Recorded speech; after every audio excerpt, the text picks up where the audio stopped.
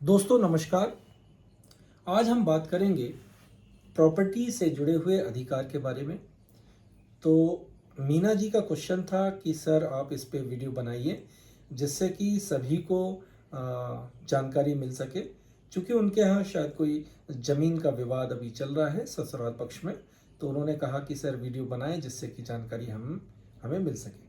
तो अब आपको मैं बता देता हूं सबसे पहले कि पिता की प्रॉपर्टी में बेटी का भी हक बेटों के बराबर होता है, जो कि हिंदू उत्तराधिकार अधिनियम 1956 में वर्ष 2005 में इसमें एक संशोधन किया गया, जिसके बाद यह संशोधन में यह कहा गया कि जितना पुत्र का अधिकार पिता की प्रॉपर्टी में है उतना ही अधिकार बेटी का भी होगा।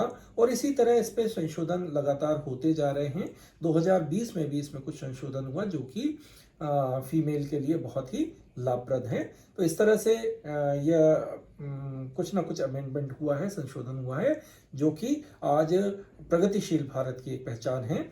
और बिना वसीयत पिता की मृत्यु होने पर भी बेटी का संपत्ति में पूर्ण अधिकार होता है। देखते हैं कई बार हम परिवार में कि 3 औलाद हैं, एक बच्ची है, 2 बच्चे हैं, और प्रॉपर्टी एक 10-20 एकड़ की कोई प्रॉपर्टी है। तो बच्चे कई बार ये देखते हैं कि इसकी तो शादी हो गई। कई बार बच्चे बरगलाते भी हैं माँ बाप को कि उसकी तो शादी कर दी, और कई बार माँ बाप का भी यह विचार होता है कि नहीं, उसकी शादी कर दी हमने, उसको अब हिस्सा नहीं देना है। पर किंतु कानून में ऐसा नहीं है। कानून में उसका भी बराबरी से हक है, और उसके हक के लिए कानून बनाए गए हैं।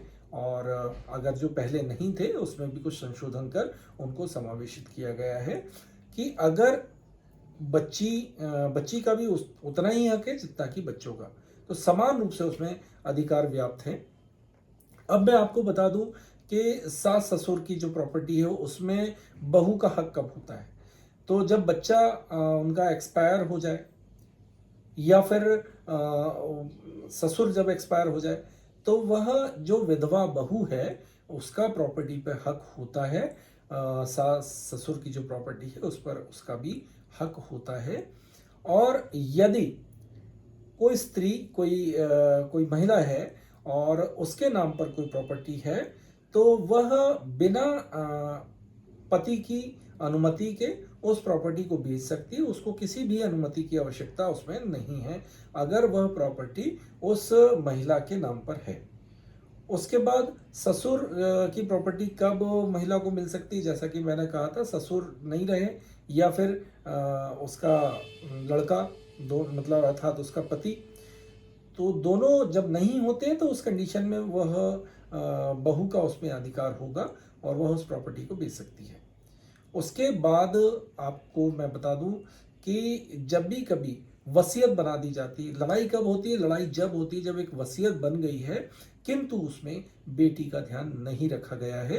पिता ने किसी कारण से या तो बेटी अलग हो गई है, उनसे बात नहीं कर रही है, अलग कर दिया गया है, मतलब उसको जायदाद से बेदखल कर दिया है और आपकी वसीयत बना दी गई है, तब तो बहुत मुश्किल वाली बात है कि उनको हिस्सा मिल सके, क्योंकि उनको हटा दिया गया, उनके पिता द्वारा उनको उस प्रॉपर्टी में हिस्सा नहीं दिया गया है, बच्चों को हिस्सा दिया गया है या फिर किसी अन्य व्यक्ति को दे दिया गया है। क्योंकि कई बार देखा जाता है कि माँ बाप तो बच्चों को बहुत अच्छे से पढ़ाते लिखाते हैं, उनका लालन पालन अच्छे से करते हैं, उनकी हर एक बात का ध्यान रखते हैं, पढ़ाई लिखाई का और बाकी चीज़ों का। तो जिस तरह से बच्चे एजुकेशन लेके, टेक्निकल डिग्री लेके अच्छी अच्छी जगह पर पहुंच जाते हैं, कुछ डॉक्टर बन जाते हैं, कुछ इंजीनियर बन जाते हैं, या फिर आईएएस आईपीएस भी मैं देखता हूं कि कई बनते हैं जो बच्चे, तो उनके माँ बाप कई बार दर बदर भटकते हैं क्योंकि उनकी तरफ वे ध्यान नहीं देते। वे एक स्वार्थी बच्चों की तरह उनके साथ व्यवहार करते हैं कि आज उन्होंने उनसे तो सारी चीज ले ली, किंतु जब उनके देने की बारी आई तो वह पीछे हट गए। तो ऐसे बच्चों को भांप लेना बहुत आवश्यक है। और उन माँ बाप से मेरा अनुरोध है कि जब भी कभी आप प्रॉपर्टी का बंटवारा करते हैं तो ठीक है, वो अंत समय आएगा जब आप प्रॉपर्टी का बंटवारा करेंगे, वो बात सही है, किंतु जब भी कभी ऐसी स्थिति उत्पन्न होती है तो आप सबसे पहले तो जब आपको मालूम है कि रिटायरमेंट होना है, 60 ईयर्स में रिटायरमेंट हो जाता है अगर सरकारी सर्विस में है, और अगर एक उम्र दराज आप हो गए हैं, तो मैं जहाँ तक समझता हूँ कि 50 साल से 60 साल के बीच में कभी भी आपको एक वसीयतनामा जरूर बना लेना है, जिसमें कि सभी का आपको ध्यान रखना है, सभी बच्चों का ध्यान रखिए।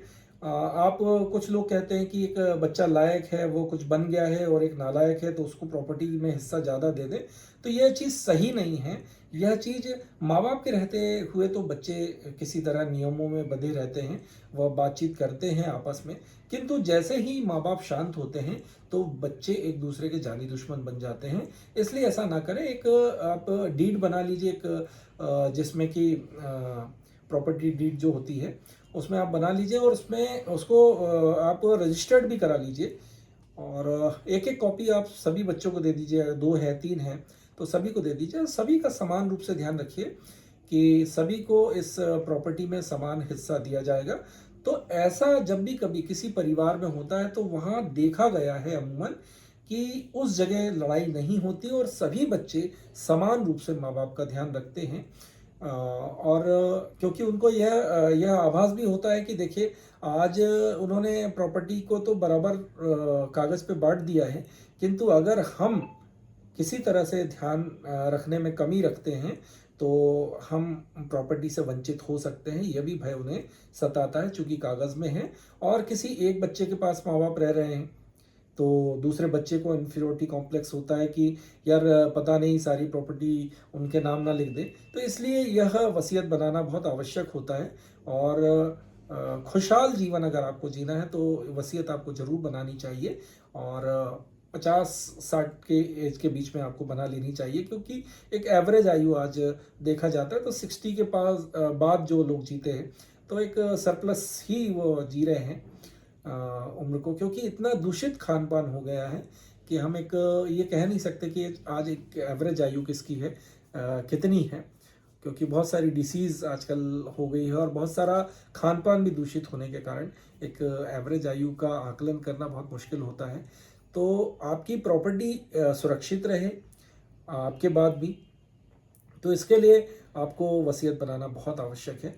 नहीं तो सालों साल, बरसों बरस यह प्रॉपर्टी के मैटर चलते रहते हैं, क्योंकि इसमें वसीयत होती नहीं है। कई बार पिता के नाम पे अब 100 एकड़ ज़मीन है, बच्चे लड़ रहे हैं आपस में, बड़ा बच्चा खेती कर रहा है, छोटा बच्चा कहीं डॉक्टर है या इंजीनियर है, या फिर बच्ची का ब्याह हो चुका है तो वह अलग एक प्रेशर दे रही है कि भाई मुझे भी प्रॉपर्टी में हिस्सा दीजिए।